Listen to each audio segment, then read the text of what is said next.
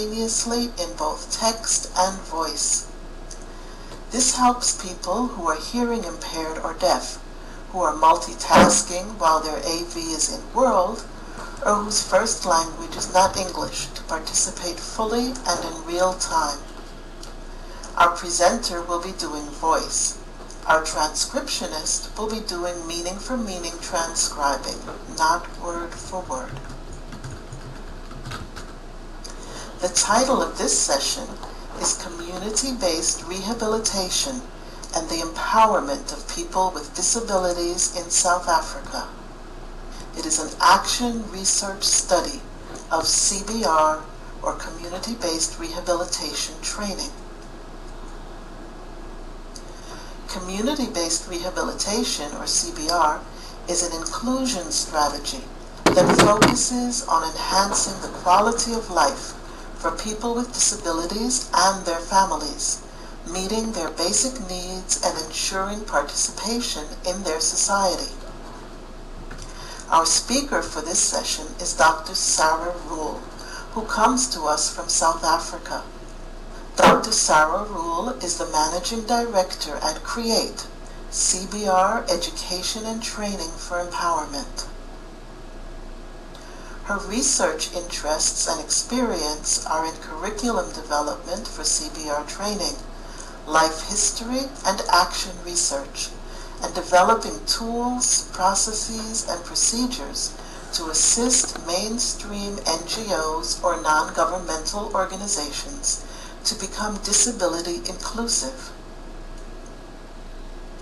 Because Dr. Rule is new to Second Life, please hold your questions and comments until the end of her presentation. Thank you.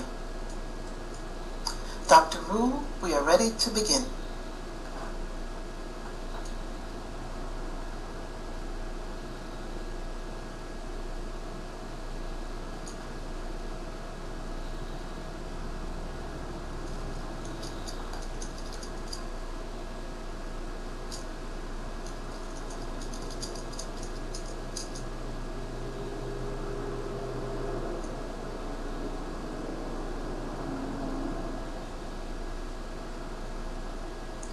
Gentle Huron will be typing for Dr. Rule.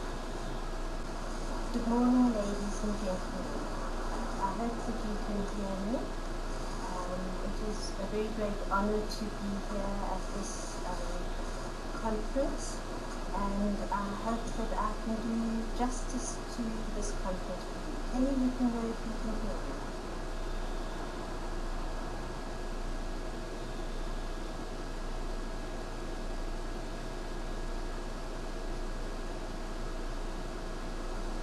Great, thank you very much.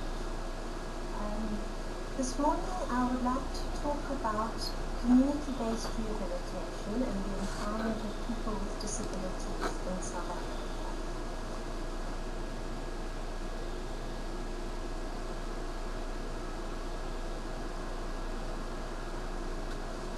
First of all, I would like to give you the context in which this research and this project happened. It took place in South Africa, which is the southernmost country in Africa. On my slide there is a map with South Africa, and it is bordered by Namibia, Botswana, Zimbabwe, and Mozambique. South Africa has a population of approximately 51 million people, and the life expectancy in South Africa is 52 years. Part of the reason for this is that we have a rather large problem with HIV/AIDS. There's a very high prevalence of HIV/AIDS in our country. Our gross domestic product is $384 billion. This shows that we are not a poor country, but rather a middle-income country. But the problem is, with the next item on my slide, our Gini coefficient is 0.7. This means that there is huge inequalities in our country.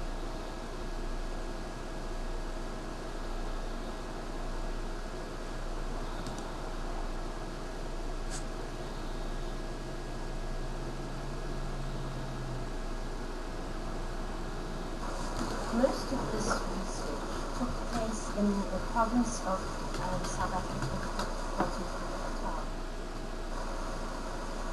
It is on the east coast of South Africa. I have on my slide two photographs. One shows some of the coastline of South Africa on the east coast in KwaZulu-Natal. There are many towns dotted along the coast. And then there are also a number of mountain ranges and hills throughout the province. And of course this makes physical accessibility for people in rural areas somewhat difficult.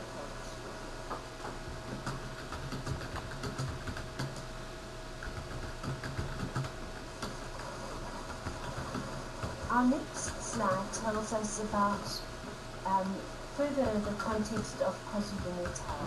It is the second most populous province in South Africa. It has a population of 10.3 million people. 1/3 of that population live in eThekwini, or Greater Durban, which is an urban conglomerate. 78% of the population speak isiZulu, and only 13% speak English as their home language. Almost 1/3 of the population of our province is under 15 years. Many of them are living with grandparents in rural areas because their parents and the adults migrate to the cities and the towns to work. 11% of the people in KwaZulu-Natal over 20 years have had no education at all. As you can see, illiteracy is a problem in our province. And perhaps the biggest problem of all is the unemployment rate. 33% of those who are of working age are unemployed, and 49% of our youth are unemployed, which is a huge problem and obviously affects people with disabilities as much as people without disabilities.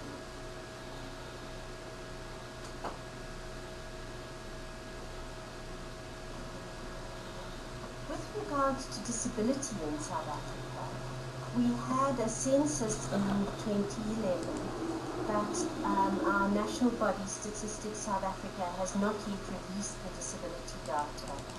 So what I'm going to tell you is from our census in 2001.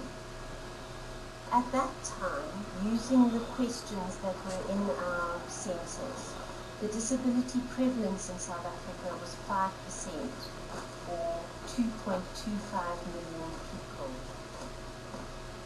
One of the figures that came out from our census was that 30% of people with disabilities have had no education.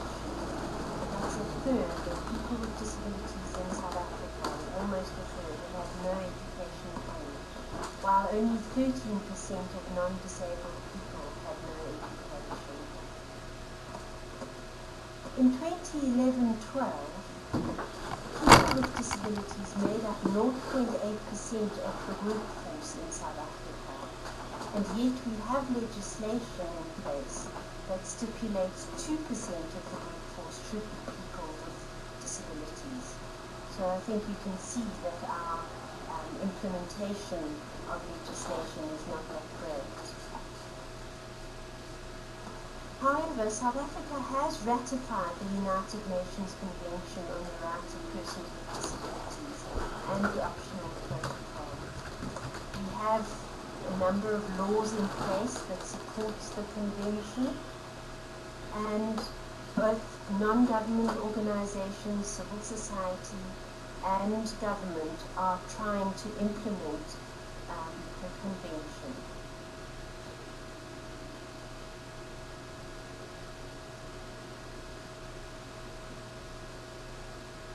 With regards to rehabilitation in South Africa,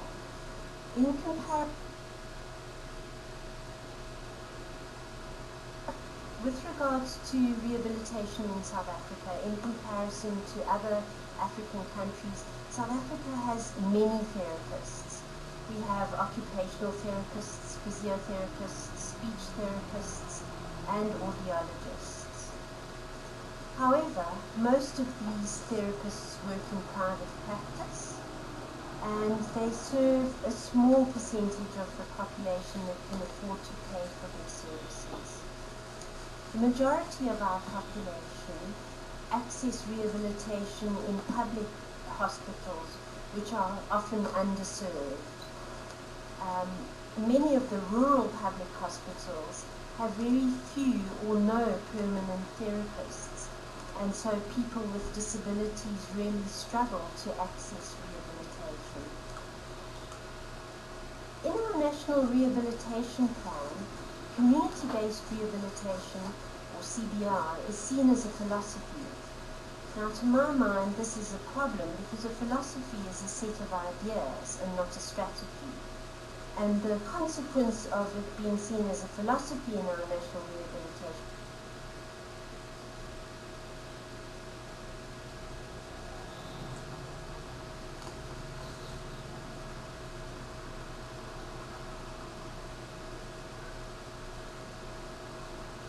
in South Africa, there are some CBR personnel who are employed in the public sector and in non-government organizations. And some of these have been trained by my organization, CREATE.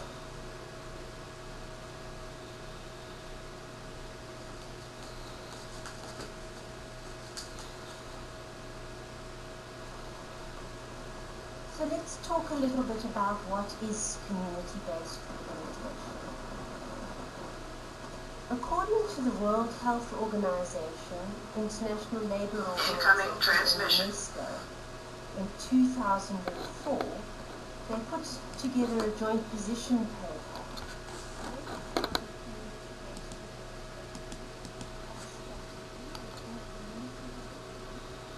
for rehabilitation, equalization of opportunities, poverty reduction, and social inclusion of people with disabilities.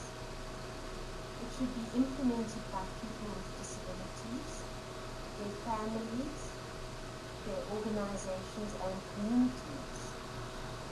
And it should also be implemented by government and non-government services across health, education, vocational, social, and other sectors. Now, as we can see from this definition, it is a lot broader than medical rehabilitation, which perhaps some of you are more familiar with, that is offered in hospitals or rehabilitation centers. So things like poverty reduction, social inclusion, and equalization of opportunities are all part of community-based rehabilitation.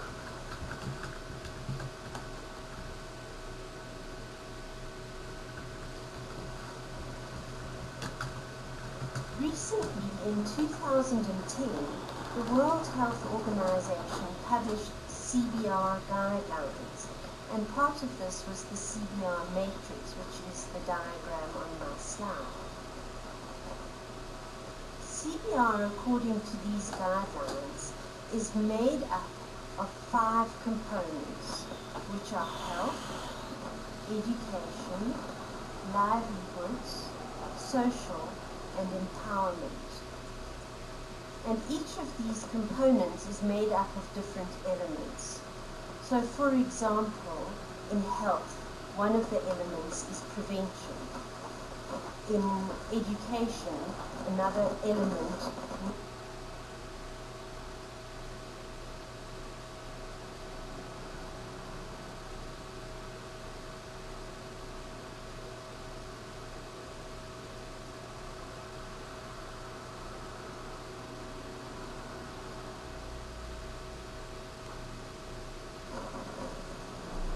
I hope you can hear me now. I believe my voice was out. I'm sorry about that. What I'm going to do now is illustrate some of the elements of the CBR matrix with pictures and photographs of work that people that my organization has trained do in South Africa.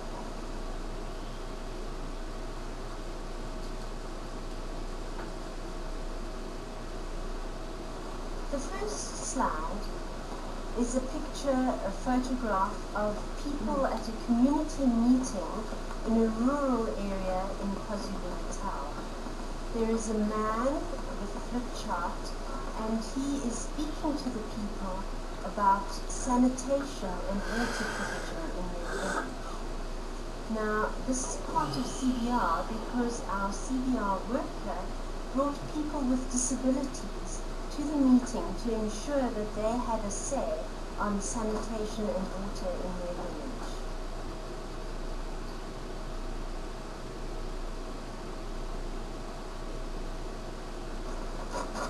The next slide shows three of our students.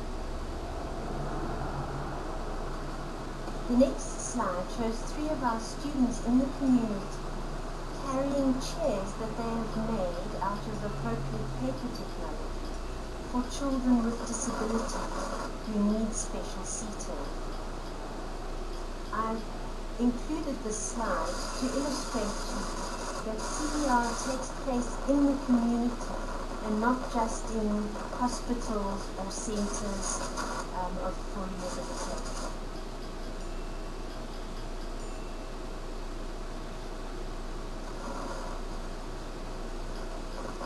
The slide that I have up now shows the rehabilitation component, element of the health component of the CBR matrix. The picture is a man who has had a lower limb amputation with a CBR worker who is giving him exercises. They are sitting on a mat, as is common in KwaZulu-Natal, outside his hut.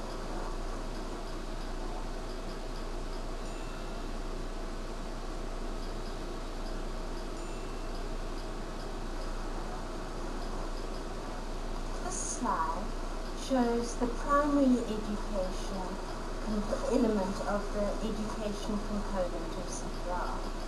In it we can see a child with a special board at a slant so that she can write. This picture is part of inclusive education project that Create was involved in as part of CBR.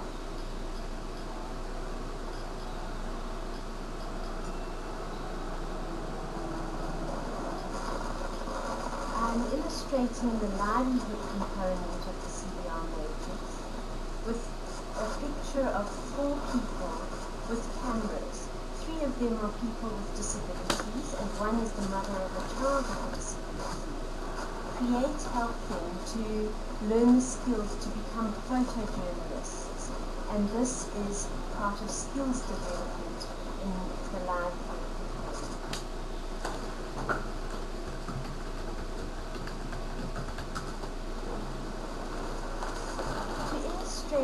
The social component of CBR, I have a picture of a blind person reading a Braille book as illustrating recreation and leisure.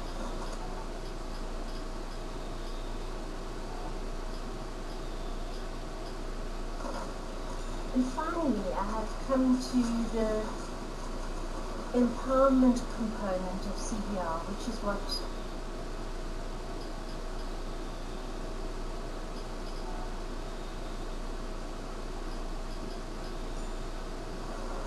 I'm illustrating community mobilization with a photo of a man who is mobilizing a community of women and children under a tree, and they are learning about the prevention of disability.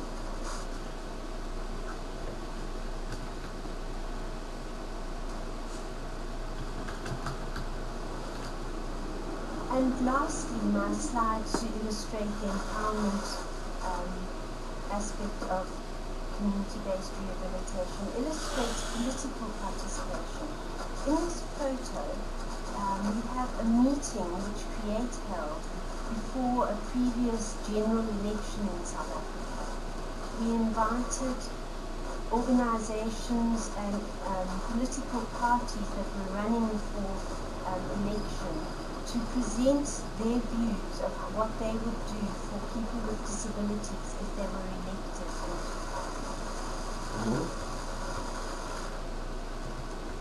Now I'd like to go on to my study. I need to explain a little bit about the context of the research. CREATE, or CBR Education and Training for Empowerment, my organization, is a non-government training and advocacy organization. Up until 2006, we trained what we call mid-level CBR personnel. They were known as Community Rehabilitation Facilitators, or CBR, or CRFs. Now, we call them mid-level CBR personnel because the training that they attended was for 2 years full-time. Grassroots CBR personnel are often trained for a matter of weeks, maybe up to 6 weeks or sometimes even 6 months. But because these people were trained for 2 years, they would be considered mid-level. Their training consisted of blocks of lectures and blocks of practical work. The practical work was done in their own communities, and the lectures took place in Pietermaritzburg, which is the capital of KwaZulu-Natal. We had students from all over KwaZulu-Natal, as well as other provinces of South Africa, and also from a neighboring country, Namibia.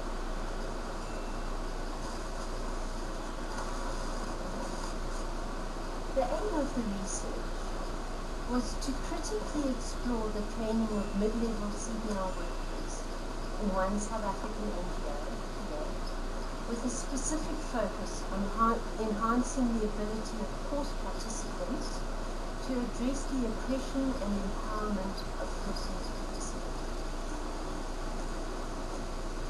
Now, our understanding of the situation of people with disabilities as CREATE was that people are oppressed through being marginalized, sometimes being exploited, at other times experiencing what we call cultural imperialism, where people do not make things accessible, either information or communication or physical accessibility.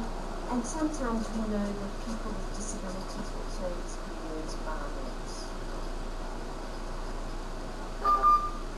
The research methodology that I used is called action research, and I have illustrated that on my slide with the action research cycle.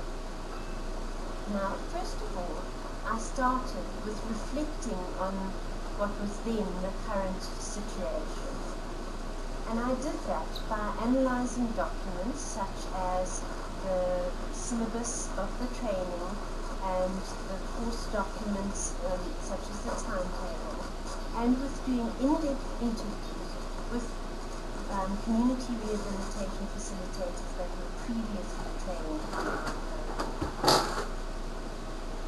Once we had done this reflection, we then went on to the action planning part of the cycle.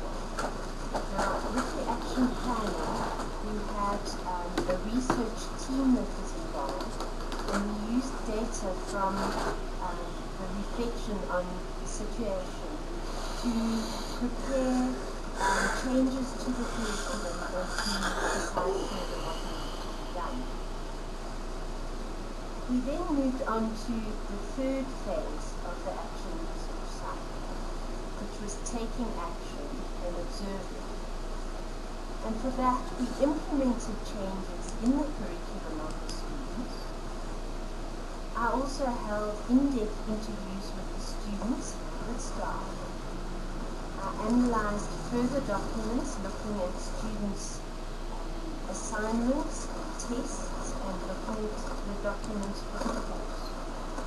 We held 2 focus groups with people with disabilities, and we did participatory rural appraisal exercises with the students. All of that gave us information which we then used to reflect on the changes, which was the final stage of the action research cycle. And that helped me to make recommendations and to embark on life history research, which is now part of what we do today. Let me tell you a little bit about the participants in the research. First of all, there were 7 students in the particular CBR class that was involved in this research. 5 of them were male, 2 were female, 2 of them had disabilities, and all of the students were older than 21. There were 4 staff involved in the research, 2 of them had disabilities. The research team itself was made up of 1 community rehabilitation facilitator, 1 staff member, 1 researcher who also had a disability, and myself as the researcher. And then there were 12 clients of the CBR students who participated in the 2 focus groups. These people included people with mental illness, people who are deaf, people with physical impairments, and parents of children with disabilities.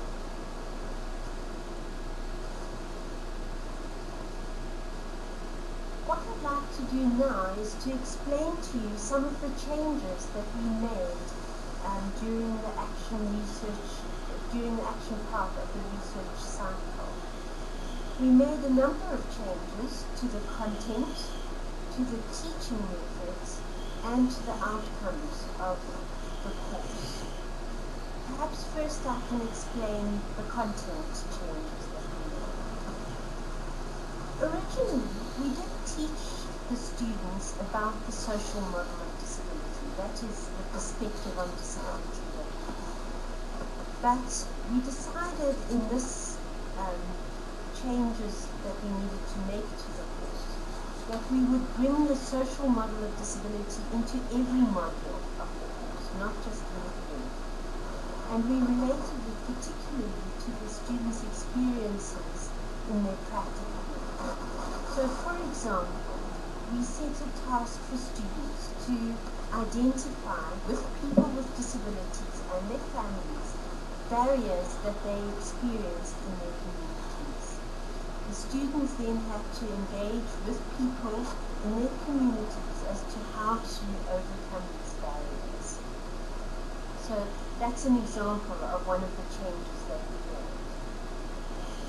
We also added sessions on oppression and liberation to the course.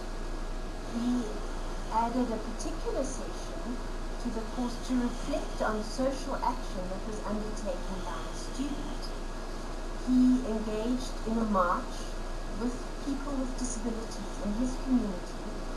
They marched to the local municipality and had a list of grievances and demands that they were making to make their community more accessible.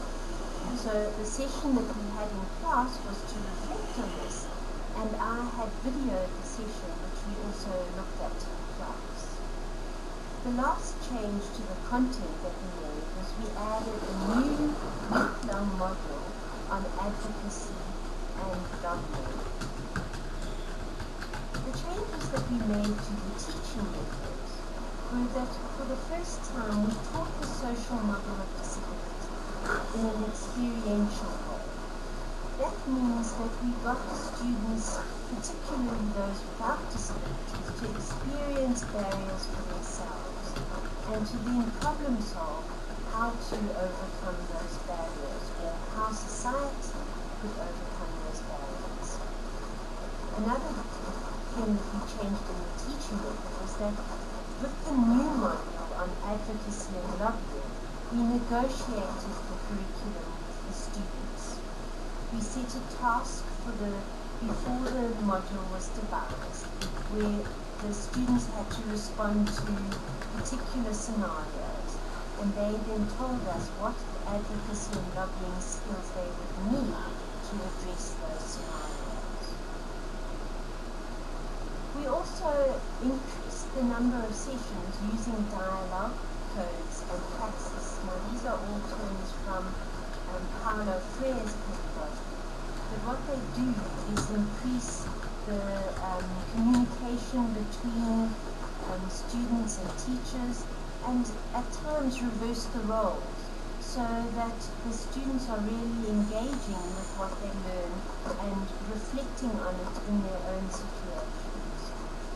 And finally, an important part of what we did in changing the teaching method was that we got more people with disabilities to be facilitators and teachers on the course. With regards to the outcomes, we changed the outcomes of the practical side to specifically and explicitly include empowerment.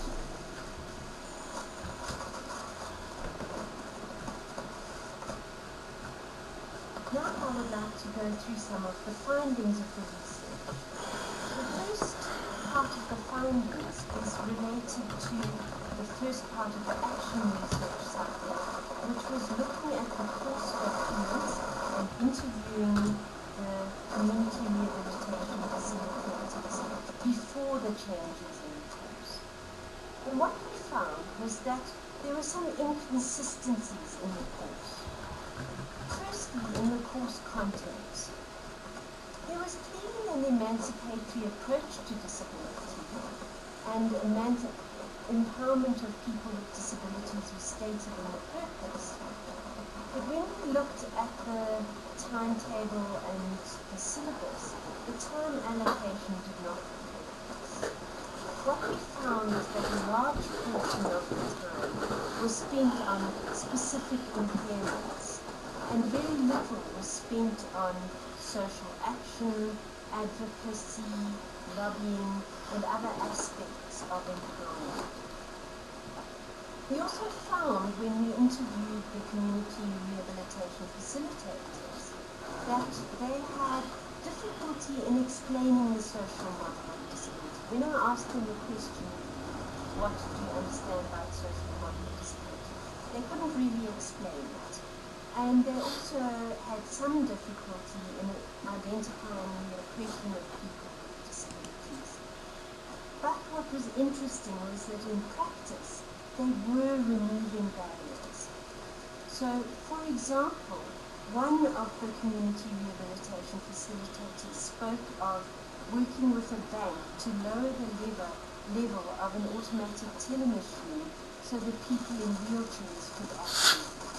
Another community rehabilitation facilitator spoke of working with a shopping centre, a supermarket, where the space between the two was too narrow for individuals to cross through, and they successfully worked on implementing that.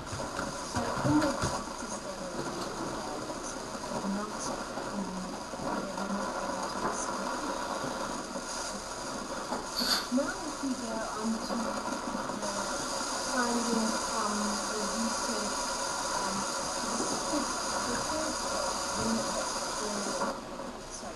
when we noticed Sarah, this is Gentle. Sarah, if you can hear me, could you try and fix your sound? It's really bad.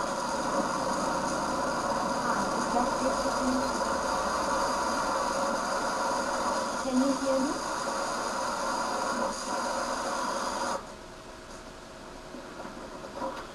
Hi, is that better? Yes, much better, thank you. Thanks, I'm sorry, I'm not sure what happened there. Can I carry on now?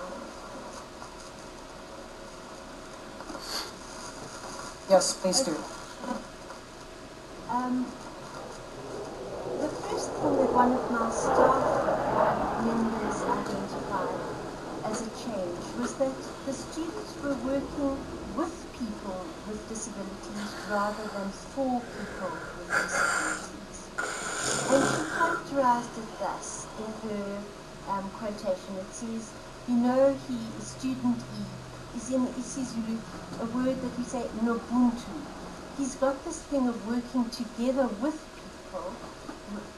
He's not like he wants to tell them, but he's willing to start something together with them. And he's the kind of person who really wants people to own whatever has been started. So I think that explains how she saw him as working with people with disabilities rather than for. And perhaps another quote that a student gave us was, he said, a particular staff member likes to make jokes about people with disabilities or about herself as a disabled person. And that has changed the way I used to feel about people with disabilities. That makes me realize that people with disabilities do not feel ashamed of themselves. Therefore, I do not need to feel ashamed. Meeting people with disabilities as clients, colleagues, and trainers help to relate to them without thinking that there is a difference between us.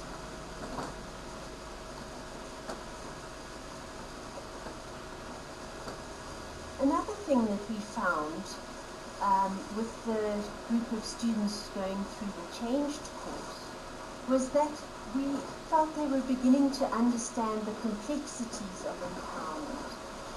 Well, to look at that, I did a participatory rural exercise called matrix ranking, where the students identified what they had learned throughout the 2 years that they felt would help them to empower people with disabilities. There were some things that they didn't identify. For example, they were not able to identify that being part of a self-help group or a disabled people's organization is a crucial part of empowerment. And that for me is a shortcoming. But there were other examples that they were able to start thinking about empowerment, which we feel as previous students were not able to do. Another aspect that was a change in the students was that they had a growing awareness of the oppression of people with disabilities, and they were able to understand more about oppression than the previous students. One student, when explaining exploitation, said, if we are talking about oppression of disabled people, it is like the taxi drivers who used to charge them double when they are using wheelchairs. And one of the focus group participants who is deaf said, before I knew this CBR student, it was quiet. Others did not want to communicate with me. They were not prepared to learn how to communicate with me. I was isolated. And that shows an awareness of marginalization and that the student was able to deal with the oppression of this person. The other aspect that I would like to talk about briefly is CBR students and social action. We noticed that in this group of students, a number of them engaged in what I would call social action. Several of them wrote letters to the press about disability and disability rights. As I explained previously, the one student participated in a march with people with disabilities. 2 students who were employed by a hospital to work in the community addressed the physical accessibility for staff in a hospital. The human resources department was up a flight of stairs, and the students addressed this with the hospital.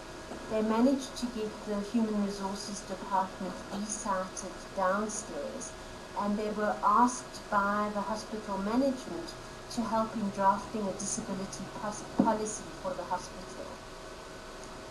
And finally, one of the things that the students did, and which is in the photograph on the slide, is they created banners.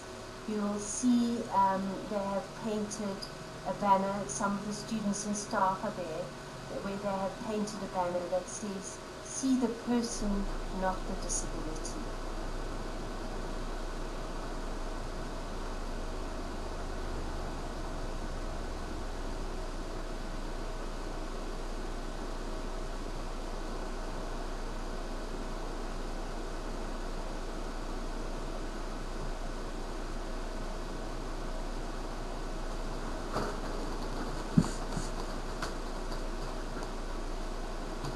Now, with the discussion, I would like to just tell you a little bit about how I understand these findings.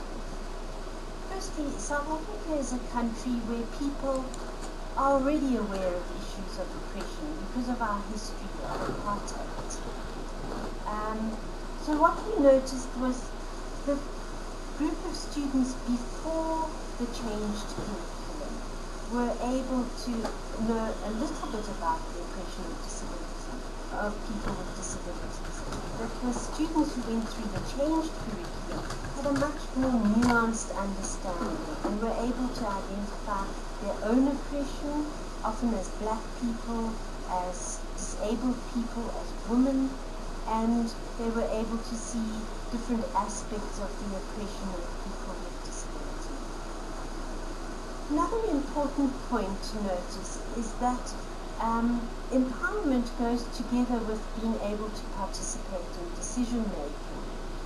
Now, the students to some extent were able to identify this, but this is something that they could improve on, and I think that the finding that they were not able to identify being part of self-help groups and disabled people's organizations illustrates that decision-making in those kind of fora is something that they were not aware of, and obviously is an area for improvement. I think another aspect of the findings of this research was that we found that a consistent ideological approach to the training really assists. So not only stating in the course outline and purpose empowerment of people with disabilities is important, but actually making sure that that translates into who does the teaching, into what the course timetable is like, what the different topics, the amount of time that is spent on different topics. And as I also say in the slide, the coherence between the values of the course, the official documentation, the implementation of the training, including the pedagogy, which by that I mean the teaching methods, the assessment, the facilitators, etc., and also being coherent with the non-government organization context.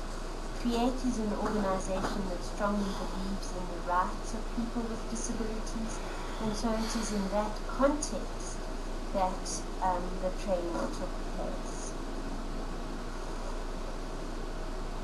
And so in conclusion, I would like to make a couple of recommendations. Firstly, I think that there could be follow-up research of those who were trained in the course after the changes took place. I think it would be very interesting to evaluate their impact and to see how now, as they are working people, how they are empowering people with disabilities.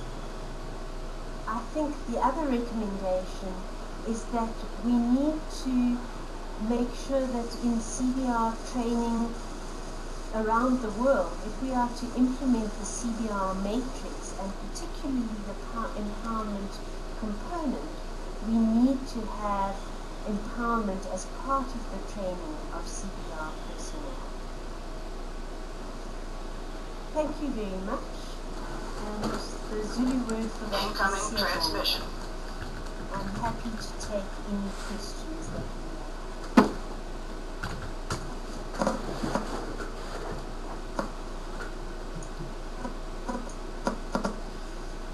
Thank you, Dr. Sarah Rule, for a very interesting presentation. Dr. Rule is new to Second Life and deserves a special thank you, I think, for joining us today from South Africa and bringing a truly international perspective to help kick off our opening day. I found particularly interesting the way in which you, Dr. Rule, examined your program critically and improved it in such an empowering way for persons living with disabilities. Those of you in our audience who would like to ask questions, please enter them into the chat now. Please put the word question in front so that it's easier to pick out from the chat stream. For this question and answer section, our transcriptionist will be doing meaning for meaning transcribing, not word for word. This is Gentle, and I'm going to start with a question. Do you know what countries around the world use CBR the most, and how well does the CBR model translate to these different countries? Are there some countries that would find it difficult to implement, or some countries that would find it easier to implement?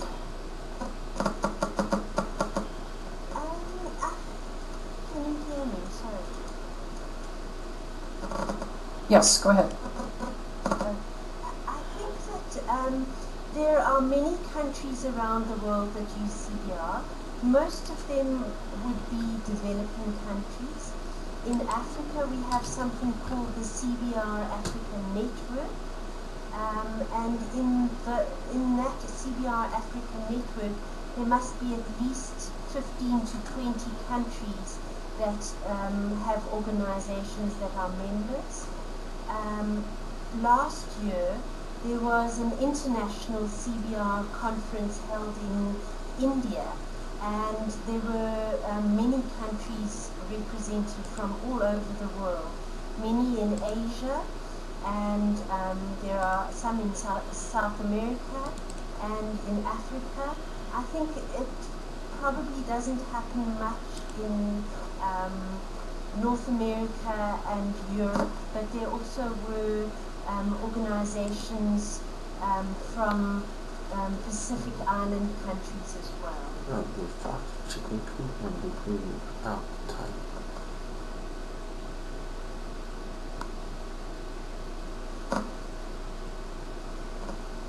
Polaris asks, when you were doing the action research, what other role-playing did you implement? You mentioned the wheelchair example.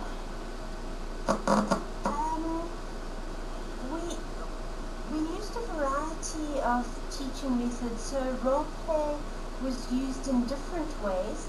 In terms of the barriers and learning about the social model, we also did where we blindfolded students and then, or some students, and then asked them to go and join the rest of the class, but unknown to them, we had put a mop with a bucket of water in the way, so they realized that without being told that there was a mop and a bucket of water, somebody cleaning in the way, they would find difficulty in finding the space, even though they knew it. So that was that would be an example of what we did in training about the social model. We also trained them to help people with visual impairments in activities of daily living, and for that they also had to play roles with blindfolds, and they learned to cook, to clean, to do a variety of tasks with blindfolds on, to identify money, so that they could teach their blind clients how to do activities of daily living. And then there would be other examples that we would do with role-playing. For example, when they were learning how to interview people, we would role-play interviews.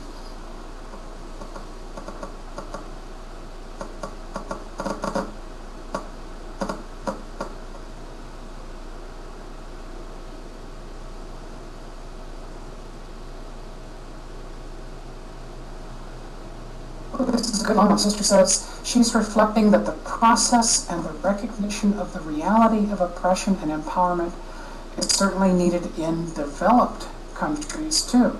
but probably harder to implement as we in the US don't have much of a social context for it.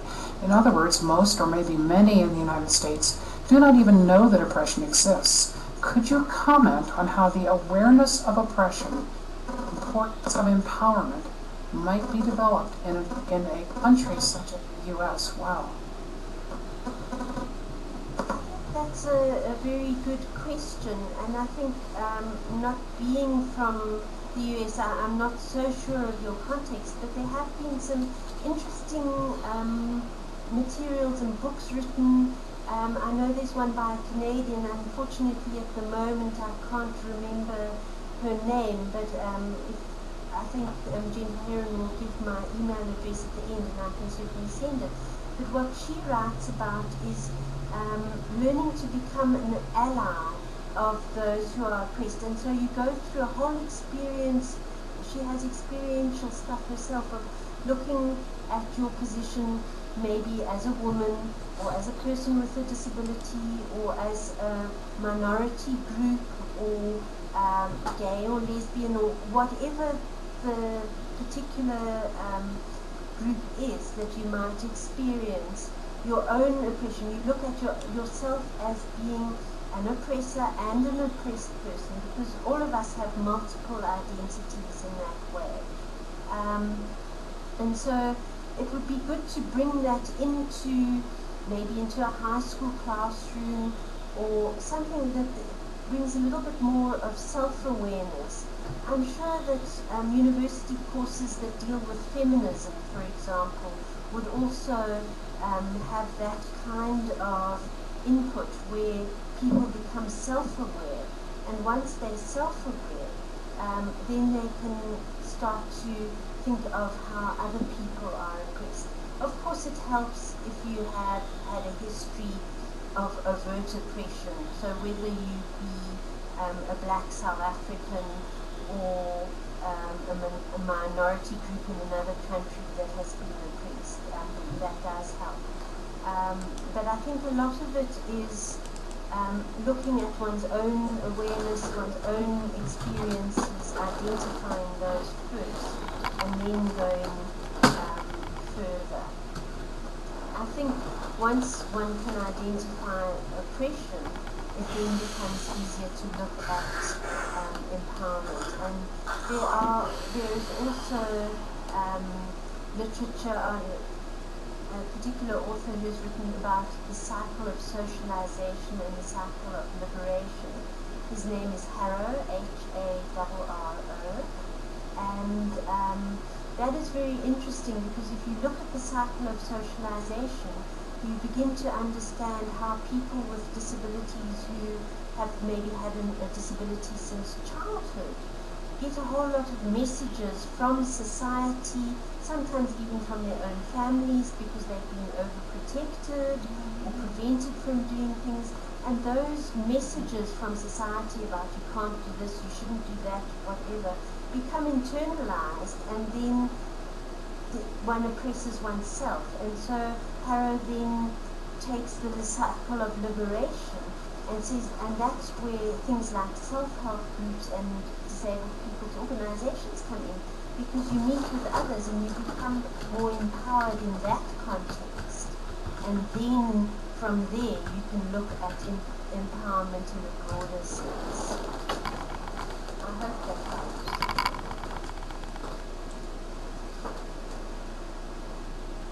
It sure did. Oro asks, does the major practical support for your work come from government agencies or from foundations? How might persons in our audience here in Second Life or out on the Metaverse, because we're filming and streaming this, how might these people like to support CBR efforts in South Africa? How could we do that? And I'm getting static again. Oh, okay, good. I think it's a bit of a vexed question. I must say I was extremely sad that at the end of my research, well, a couple of years later, the South African, what's called the Health Professions Council, actually closed our training down. And it seemed to be a professional, I don't know, jealousy, I'm not sure what, some kind of professional problem, where they didn't want multi-skilled people like ours who had some knowledge of physio, occupational therapy and speech therapy. They wanted profession-specific mid-level people. So at the moment there is no more training of community-based rehabilitation personnel in South Africa. However, saying that, yeah, exactly, it would be a question system. But saying that there seems to be a new move in South Africa to re-look at primary health care and rehabilitation as part of that. And at the moment I'm on a national planning group to re-look at rehabilitation, and I'm trying by all means to